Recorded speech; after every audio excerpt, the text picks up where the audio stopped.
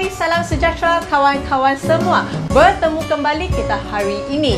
Hari ini saya ingin kongsikan satu resepi yang saya makan sejak saya kecil hingga saya besar. Ia adalah salah satu memori yang sangat-sangat dekat di hati saya. Ialah dulu arwah nenek saya selalu buat kek ini bila saya pergi menziarahnya di hujung minggu. Okey, kek hari ini saya ingin berkongsikan dengan anda adalah kek chiffon yang berperisa oranye. Sebelum kita mulakan penyediaan kek kita, saya ingin kongsikan dua tip. Tip nombor satu, kek ini memerlukan tepung kek. Jika anda tiada tepung kek di rumah, saya akan kongsikan di video seterusnya bagaimana anda boleh menyediakan kek tepung sendiri di rumah. Tip nombor dua adalah penyediaan merengnya. Biasanya mereng memerlukan cream of tartar untuk menyediakan mereng. Tapi hari ini saya akan tunjukkan satu tip yang tidak memerlukan cream of tartar dalam penyediaan mereng. Jom kita mula masak sekarang. Untuk penyediaan kek chiffon kita memerlukan tepung kek, minyak sayuran, serbuk penaik baking powder, telur yang diasingkan kuning dan putihnya, jus oranye, pewarna oranye, esen oranye dan gula. Dan kita perlukan mangkuk dan juga tin untuk kek chiffon kita. Kita akan mulakan dengan memukul telur kita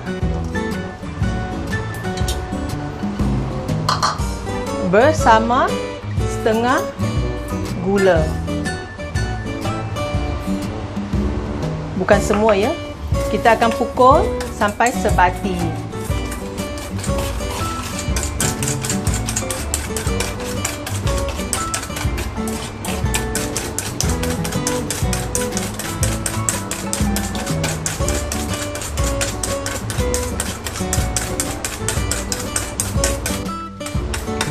Anda boleh lihat kuning telurnya semakin pucat dan adonannya semakin kembang.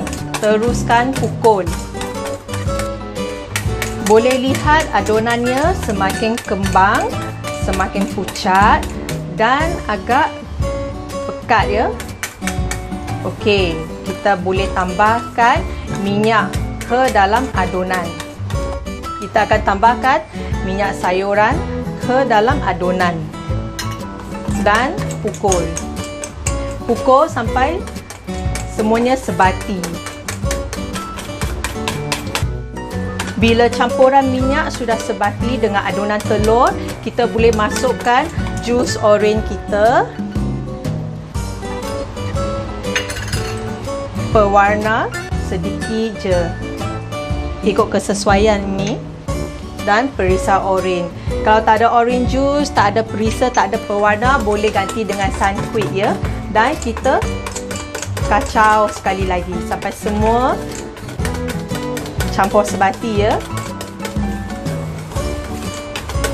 Sekarang kita akan masukkan tepung kek kita dan serbuk penaik baking powder.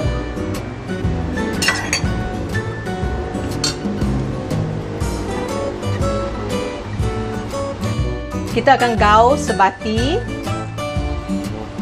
sampai adonannya tak ada gumpalan ataupun biji-biji tepung tu. Inilah cara kita adukkan adonannya sampai sebati. Kita buat manja-manja. Okey, boleh lihat adonannya sudah sebati tanpa ketulan tepung. Sekarang langkah seterusnya kita akan menyediakan merengnya.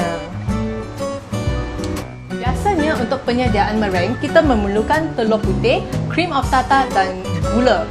Disebabkan saya tak ada cream of tartar, saya akan ajarkan anda bagaimana menghasilkan mereng menggunakan telur putih dan gula. Tapi sebelum kita menyediakan merengnya, telur putih harus diletak di dalam peti sejuk selama 30 minit sampai 1 jam. Biar mangkuk dan telur putih itu benar-benar sejuk. Baru kita akan pukul merengnya. Sekarang kita akan mulakan memukul telur putihnya. Telur putihnya kita akan pukul sampai berbuih. Setelah kita memukul telur putih kita sampai jernih dan berbuih, kita akan masukkan gula putih sedikit demi sedikit. Setelah memukul putih telur berbuih, kita akan masuk sedikit gula dan kita akan pukul. Ini adalah untuk mengenalkan udara dalam putih telur kita. Dan kita akan tambah lagi gula dan sambung pukulnya. Akhir sekali kita akan masukkan gula dan sambung pukul putih telur sampai ia betul-betul kembang dan boleh lihat permukaannya kilat dan putih. Masa itu kita boleh berhenti. Meringue kita pun sudah siap. Boleh lihat permukaannya sangat kilat dan bila angkat pemukulnya, ia ada seolah soft peak ya. Soft peak maksudnya dia ada macam bucu tajam. Ini menandakan meringue kita benar-benar sudah siap. Adunan kuning telur kita pun sudah siap dan adunan telur putih kita, meringue pun sudah siap. Sekarang kita akan masukkan 2 kali putih telur ke dalam kuning telur dan adukkan. Kita akan masukkan aduk pertama ke dalam kuning telur kita dan kita akan gaulkan sampai sebati. Pastikan tak ada garisan putih itu ya. Tergaul manja-manja. Sebab putih telur ni akan membantu kek kita kembang dan memberi kegebuannya. Boleh lihat putih telur pun sudah sebati dalam kuning telur. Kita masukkan aduk kedua.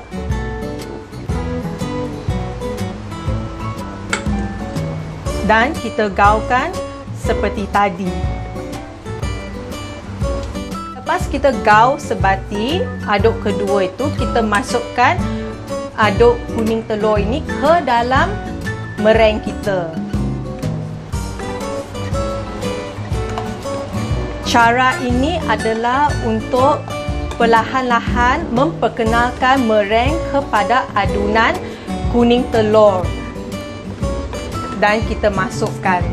Kalau kita masukkan sekaligus tadi, meringue kita akan hancur ya. Sebab meringue ini dia adalah angin di dalam.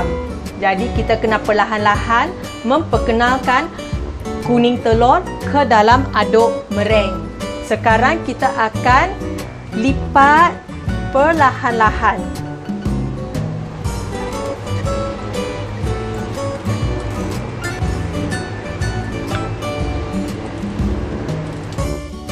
Sekarang saya guna cara ini dipanggil cut and fold. Maksudnya kita akan potong dan kita akan lipat. Cara begini meringue kita dia tak akan tumbang. Kita potong dan kita lipat sambil kita pusing mangkuk kita. Baiklah, adunan kita pun sudah siap. Boleh lihat dia masih gebu, kembang dan sangat lembut. Sekarang kita akan masukkan ke dalam loyang chiffon kita untuk pembakaran. Sebelum kita masak kek kita, kita akan panaskan dahulu air fryer kita pada suhu 200 selama 5 minit. Kita akan tuangkan adunan kita ke dalam loyang.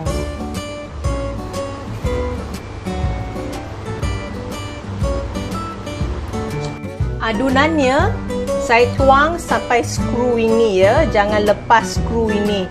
Sebab bila kek dia bakar, dia akan naik dan kita tak nak adunannya naik melebihi paras loyang kita. Loyang ni saya pakai loyang saiz 6 inci ya. Dan lepas kita tuang adunan, kita rata-ratakan.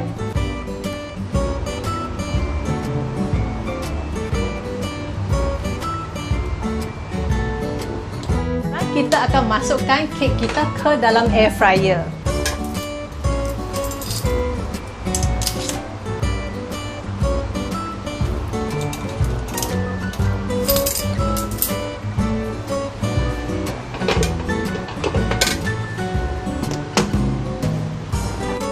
Kita akan bakar pada suhu 140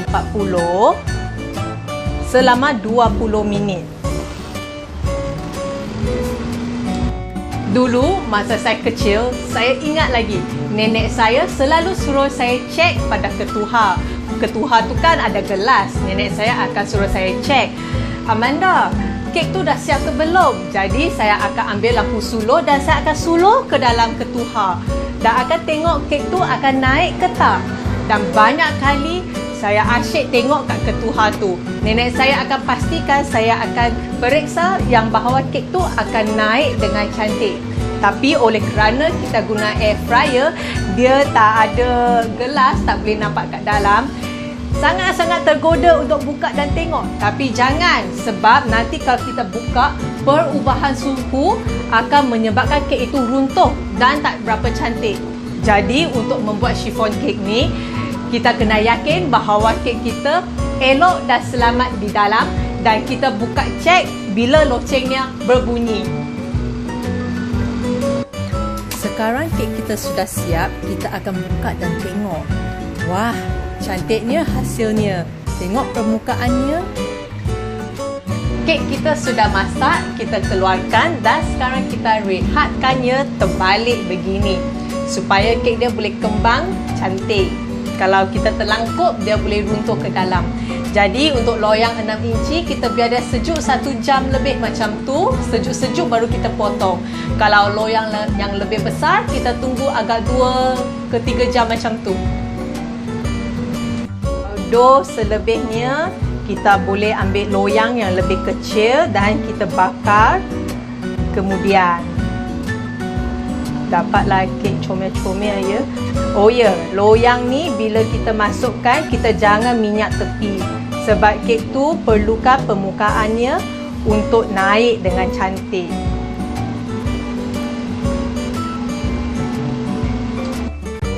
Adunan yang berlebihan yang kita letak dalam acuan kecil pun sudah siap. Mari kita tengok. Wah, cantik ya.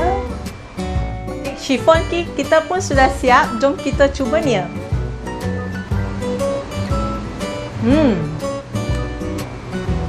Sangat lembut, sangat gebu.